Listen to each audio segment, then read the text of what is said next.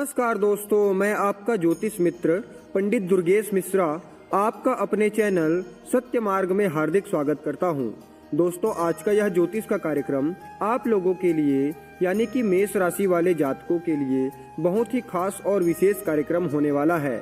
भूमिपुत्र मंगल अपने नीच राशि कर्क राशि में रहते हुए बीते 7 नवंबर 2024 के प्रातः काल 5:25 पर मार्गी से वक्री हो चुके हैं और आने वाले साल 2025 के फरवरी महीने की 24 तारीख तक वक्री अवस्था में ही गोचर करेंगे। तो ऐसे में मेष राशि वाले जातकों के लिए सेनापति मंगल का अपने नीच राशि में गोचर करना क्या प्रभाव लेकर के आया है, मंगल का यह वक्री गोचर आपके लिए कितना लाभकारी रहेगा, इस वीडियो में हम विस्तार पूर्वक चर्चा करेंगे और साथ ही साथ वीडियो के अंत में एक अचूक उपाय भी बताएंगे जिसे करके आप मंगल की इस वक्री गोचर को अपने लिए अनुकूल बना सकते हैं।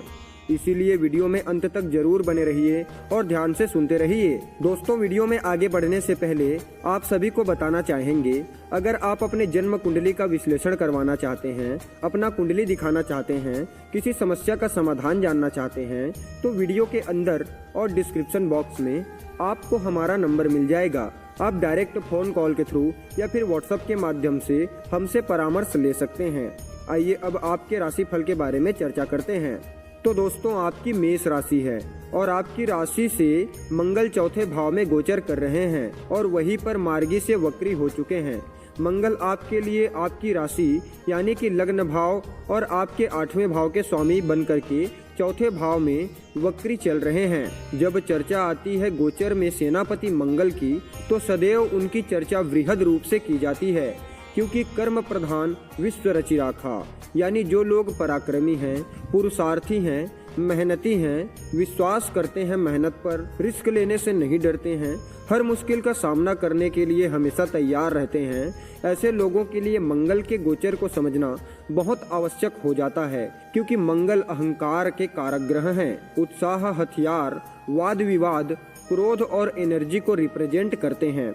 इसीलिए जब जन्म कुंडली में मंगल बलवान अवस्था में होते हैं तो ऐसे व्यक्ति बड़ा ही साहसी लीडर स्वभाव का होता है और साथ ही साथ पराक्रमी होता है, हर स्थिति को डट करके सामना करने वाला होता है। लेकिन इसके विपरीत अगर कुंडली में मंगल कमजोर अवस्था में होते हैं तो जातक को डरपोक प्रवृत्ति का बना देते हैं। ऐसा व्यक्ति घबरा जाता है, हर सिचुएशन में ऐसा व्यक्ति डर जाता है। इसीलिए मंगल का बलवान होना जन्म कुंडली में हो चाहे फिर गोचर कुंडली में हो, बहुत जरूरी माना जाता है। दोस्तों, जब भी कोई ग्रह वक्री अवस्था में उच्च राशि में गोचर करता है तो नीच के समान, और नीच राशि में गोचर करता है तो उच्च के समान परिणाम प्रदान करता है, और मंगल अपनी नीच राशि में है। इसीलिए भूमिपुत्र मंगल आपको उच्च के समान परिणाम प्रदान करेंगे। सबसे पहले इस गोचर काल के दौरान आपकी सेहत को सुधारेंगे। जी हाँ, अभी तक मार्गी होने की वजह से नीच राशि में थे, इसीलिए स्वास्थ्य से संबंधित जो भी समस्याएं, जो भी परेशानियां आपको झेलनी पड़ रही थी, उसे दूर करने का काम करेंगे। आपका दाम्पत्य जीवन खुशियों से भर जाएगा। जीवन साथी के साथ आपके रिलेशनशिप को पहले की तुलना में बहुत अधिक मजबूत बनाएंगे। आपको अपने लाइफ पार्टनर के कदम कदम पर साथ और सहयोग प्राप्त होगा। इसके अलावा आप अपने लाइफ पार्टनर के साथ किसी प्रोजेक्ट पर काम कर सकते हैं, किसी नए काम की शुरुआत कर सकते हैं।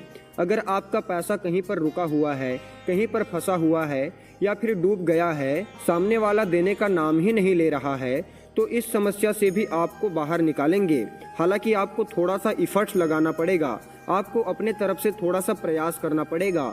बाकी आपके लिए सेनापति मंगल आपके उस पैसे को आपको दिला देंगे। साथ ही साथ यह आपके तीसरे भाव को भी प्रभाव डालेंगे। तो तृतीय भाव जो होता है वह आपके पराक्रम का होता है, आपके पुरुषार्थ का होता है, आपकी मेहनत का होता है। तो मंगल इस गोचर काल के दौरान आपको पराक्रमी बनाएंगे, मेहनती बनाएंगे और आप अपने लक्ष्य के प्रति बहुत अधिक मेहनत करना प्रारंभ करेंगे, जिससे आपको मंगल के इस वक्री गोचर काल के दौरान अवश्य ही लक्ष्य की प्राप्ति होगी। इसके अलावा आप सब लोग जानते ही हैं कि मंगल के पास 3 विशेष दृष्टियां हैं। जहां होते हैं वहां से चौथी दृष्टि, 7वीं दृष्टि और 8वीं दृष्टि।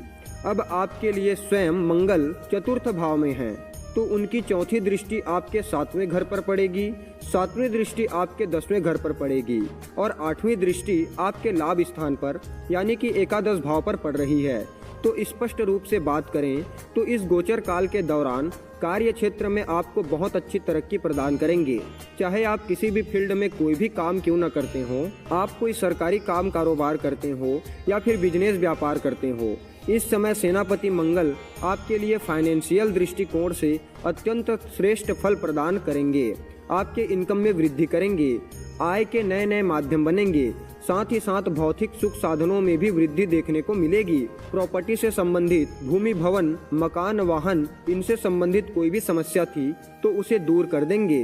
कोई प्रॉपर्टी खरीदने के बारे में प्लानिंग कर रहे थे तो इसके लिए भी समय आपके पक्ष में दिखाई दे रहा है। इसके अलावा जो व्यक्ति इंजीनियरिंग के फील्ड में जुड़े हुए हैं, टेक्नोलॉजी के फील्ड में जुड़े हुए हैं, तो उन लोगों को भी आगे बढ़ने के लिए, सफलता प्राप्त करने के लिए कुछ अच्छे अवसर की प्राप्ति होगी।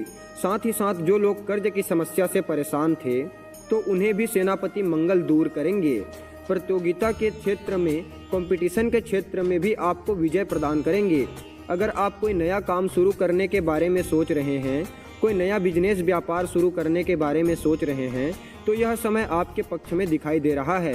कार्य क्षेत्र में खुशनुमा माहौल रहेगा। इस गोचर काल के दौरान आपको आपके सहयोगियों का सहयोग प्राप्त होगा, साथ ही साथ अपने दोस्तों, अपने मित्रों का भी सहयोग प्राप्त होगा।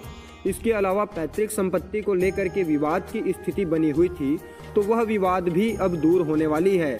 अगर घर में शांति का माहौल नहीं था तो फिर से एक बार घरेलू वातावरण में खुशियों का माहौल देखने को मिलेगा। इसके अलावा अगर आप लंबे समय से ट्रांसफ़र करवाना चाहते थे लेकिन ट्रांसफ़र नहीं हो पा रहा था तो इस गोचर काल के दौरान मनचाही जगह पर ट्रांसफ़र होने के कुछ योग बन रहे हैं। बाकी विदेश से संबंधित काम करने वाले लोगों को अच्छा लाभ प्राप्त होगा। अगर आप विदेशी कंपनियों के साथ जुड़ करके काम कारोबार करते हैं, बिजनेस करते हैं, तो न केवल आपको लाभ की प्राप्ति होगी बल्कि नाम, यश और कीर्ति की भी प्राप्ति होगी। यानी कुल मिलाकर के समय आपके पक्ष में दिखाई दे रहा है। इसका आपको भरपूर लाभ उठाना चाहिए।